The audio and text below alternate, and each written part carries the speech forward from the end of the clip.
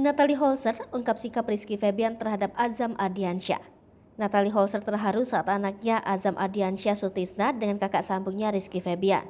Apalagi Rizky Febian yang biasa dipanggil Iki mengaku amat merindukan Azam. Dikatakan Natalie, Rizky Febian dikenal sangat dekat dengan Azam.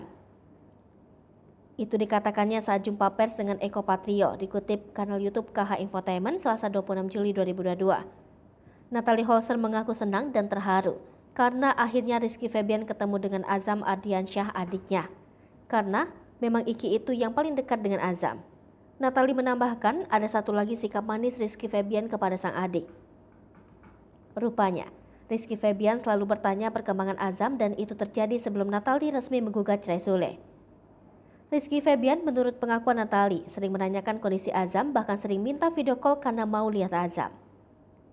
Semua bermula saat potongan video Rizky Febian memeluk Azam dengan menunjukkan rasa sedihnya beredar di media sosial. Momen penuh haru itu terekam pada vlog kanal YouTube Natalie Holzer beberapa hari lalu.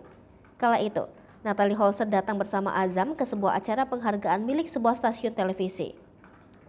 Di belakang panggung, Rizky Febian yang cemas menanti giliran tampil langsung sumringah melihat ada kehadiran Azam. Seketika saja Rizky Febian tampak menggendong Azam sambil mengutarakan rasa rindu mendalamnya.